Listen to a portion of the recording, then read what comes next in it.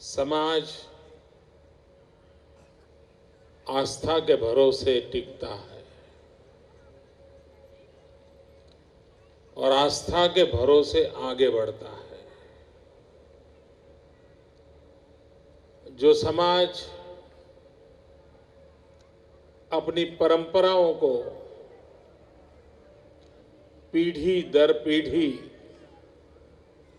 संक्रमित करता जाता है, वो समाज कभी भी अपनी शक्ति को गंवाता नहीं है। वो नित्य नूतन प्राण को प्राप्त करता रहता है। जो समाज अपने इतिहास को भूल जाता है, वो समाज इतिहास रचने की शक्ति भी खो देता है। इतिहास वो ही रच सकते हैं जो इतिहास को भली भांति याद रखते हैं। मैं सिंधी समाज का अभिनंदन करता हूं। उन्होंने उस महान परंपरा को जिंदा रखने का प्रयास किया है। उन्होंने इस इतिहास को अपनी आने वाली पीढ़ी को सुप्रत करने की निरंतर कोशिश की है और उस अर्थ में आज का ये चेटी चांद का पर्व जय झूलेलाल कहते ही इतिहास की उन स्वर्णिम गाथा के साथ जुड़कर के गौरवान्वित होने का एक अवसर नई पीढ़ी को भी प्राप्त होता है। और इस प्रयास के लिए मैं आप सबको बहुत बहुत बधाई देता हूं, बहुत बहुत अभिनंदन करता हूं।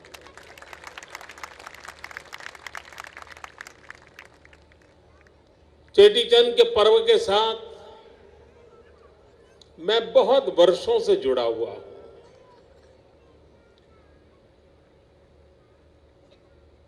बीच में कभी कभी मुझे बड़ी पीड़ा होती थी। बहुत सामान्य कार्यक्रम होता था, बहुत कम लोग जुड़ते थे, कुछ उत्साही 5-50 परिवार ही थे जो इसको आगे बढ़ाने की कोशिश करते थे। और तब मैं हमेशा कहता था कि भाई इसको जरा प्राणवान बनाना चाहिए, जरा सबको संगठित करना चाहिए। लेकिन धीरे धीरे उसमें बदलाव आया और पिछले कुछ वर्षों से इस पर्व में पूरा समाज जुड़ने लगा। एक सामूहिक शक्ति का दर्शन होने लगा। और न सिर्फ अहमदाबाद, इन दिनों गुजरात का कोई भी कोना ऐसा नहीं होगा जहां 25-50 सिंधी परिवार रहते हो और कोई सामूहिक प्रकट कार्यक्रम न हुआ हो। ये अपने आप में एक अच्छा बदलाव है। और इसलिए मैं समाज के सभी भाइयों बहनों को अंतःकरण से अभिनंदन करता हूं। अभी माया बहन ने जो बताया नारायण सरोवर के प्रकल्प का, मन में ऐसा सपना है, ये जो झूलेलाल धाम बने उसकी इमारत की ऊंचाई जो मन में सोची है वो आज वर्तमान में इतनी ऊंचाई की कोई भी इमारत नहीं है। ऐसा बनाने का सपना मन में पड़ा।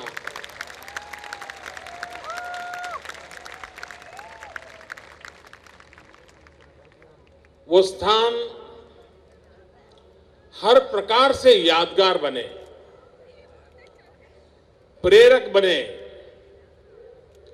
वहां दिव्यता भी हो, भव्यता भी हो। ऐसा भव्य स्थान वो निर्माण हो। मुझे विश्वास है कि समाज के सहयोग से वो काम भली भांति उत्तम तरीके से होगा और जितनी मदद जल्द मिलेगी उतना काम भी जल्द हो जाएगा, ये मेरा विश्वास है।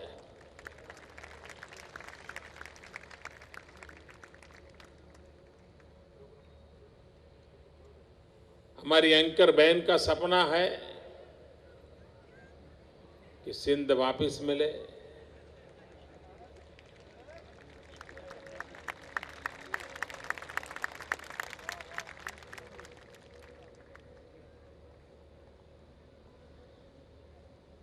जू समाज इजराइल का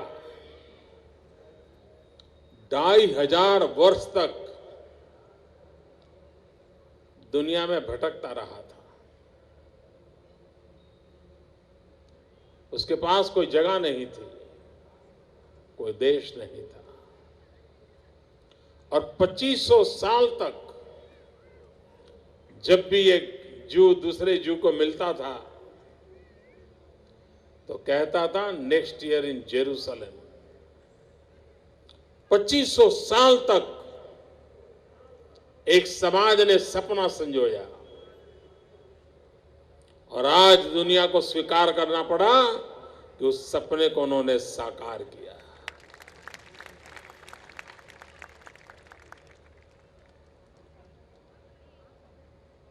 अगर सपना रखने वालों में दम है, सब कुछ संभव है।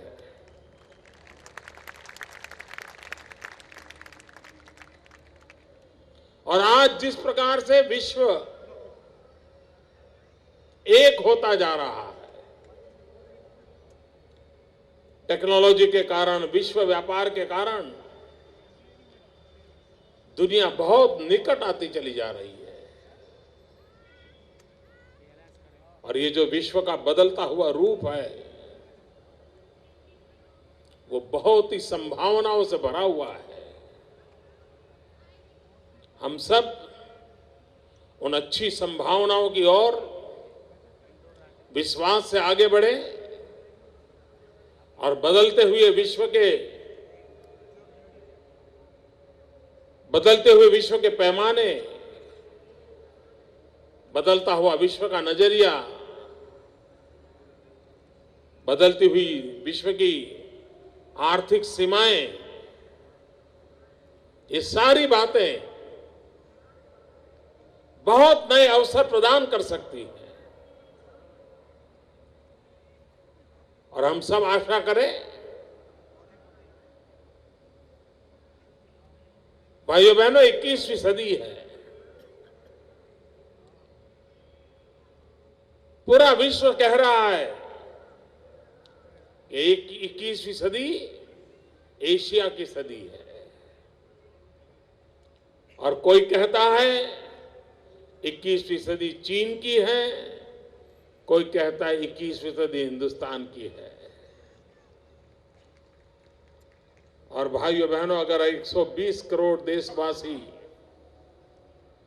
ये संकल्प करें कि इस शताब्दी में विश्व में हमारा झंडा फहराना है, तो दुनिया की कोई ताकत हमें रोक नहीं सकती। ये सामर्थ्य जनशक्ति में होना चाहिए, जन मन में ये विश्वास होना चाहिए। और अगर ये विश्वास रहा तो निश्चित परिणाम भी प्राप्त होता है। भाइयों बहनों, गुजरात बहुत तेजी से विकास कर रहा है और आप सब इस विकास के हिस्सेदार हैं। गुजरात हर दिन नई ऊंचाइयों को पार कर रहा है। और अभी नरेंद्र जी अपने भाषण में बता रहे थे कि सिंधी समाज की तरफ से युवकों को रोजगार मिले, इसलिए स्किल डेवलपमेंट का अभियान चलने वाला है। भाइयों बहनों, ये स्वामी विवेकानंद जी के 150वीं जयंती का वर्ष है और गुजरात सरकार ने इस वर्ष को युवा शक्ति वर्ष रूप के मनाने का तय किया है। और उसमें भी एक स्पेसिफिक काम सरकार ने तय किया है और वह काम है स्किल डेवलपमेंट। इतने प्रकार की स्किल, जितनी ज्यादा स्किल, जितने हाथों के पास हुनर, उतना ही राष्ट्र के विकास की संभावनाएं बढ़ती है। हर हाथ में कोई न कोई हुनर होना चाहिए, हर हाथ में कोई न कोई स्किल होनी चाहिए।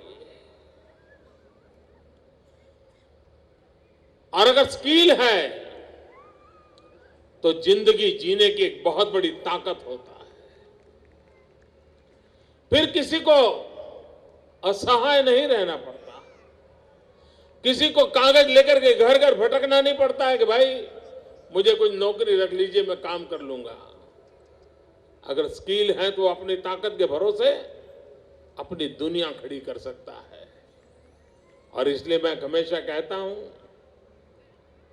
Skill plus will plus zeal is equal to win. अगर आपके अंदर स्किल है, आप में एक व्हील है और आपके अंदर झील है, तो पराजय कभी आपके दरवाजे पर दस्तक नहीं दे सकता है। और इस मंत्र को लेकर के हम आगे बढ़े तो नौजवान नए इतिहास को बना सकते हैं। और परंपरागत रूप से सिंधी समाज परिश्रमी समाज है,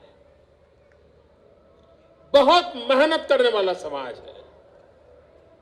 कितना ही धनी परिवार क्यों ना होगा, लेकिन वह भी कोई न कोई परिश्रम करता रहता है। वो ऐशो आराम की दुनिया में फिसल जाने वाला समाज नहीं है। और ये जो उसके गुण है, ये गुण अगर बचे रहेंगे, पीढ़ी दर पीढ़ी इन गुणों की विरासत अपने बच्चों को मिलती रहेगी, तो सिंधी समाज को कभी संकट नहीं आने वाला है। कोई संकट उसको झुका नहीं सकता है।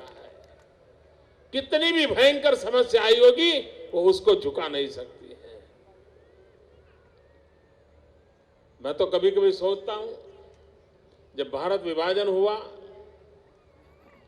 और सिंध से लोग यहां आए, अंजार में रहते थे, अभी मुश्किल से 5 साल साथ हुए थे, वो सेटल हो रहे थे, और अचानक भयंकर भूकंप आ गया था उस समय। अब आप कल्पना करिए उनका क्या हुआ होगा कि एक आफत से निकल करके हिंदुस्तान आए तो परमात्मा ने दूसरी आफत जोड़ दी, और उसके बाद भी ये समाज शक्ति के साथ आगे बढ़ रहा है। अपने आप में सिंधी समाज से बहुत कुछ सीखने जैसा है, बहुत कुछ सीखने जैसा है।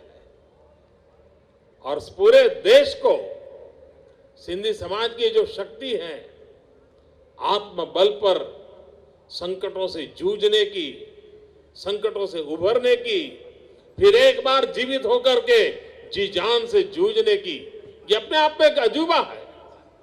ये देश की अमानत है। उस अमानत को हम कैसे चिरंजीव रखें, ये दायित्व आज की पीढ़ी का है। मुझे कभी कभी चिंता होती है, सिंधी परिवारों में भी सिंधी भाषा धीरे धीरे भुलाई जा रही है। डाइनिंग टेबल पर भी ज्यादातर अंग्रेजी में बात होती है। ये बदलाव जरा चिंताजनक है। मेरी प्रार्थना है आपसे, आप अपनी भाषा न भूलें, अपनी भाषा न छोड़ें।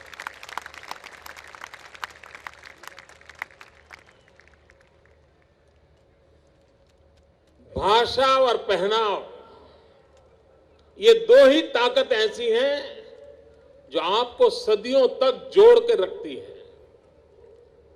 एक बार वो छूट गई तो फिर आप बिना जड़ का जीवन बना दोगे, और अगर जड़ नहीं है तो जीवन असुरक्षित हो जाता है। जड़ों से वो रसखस मिलता है अपनी भाषा से।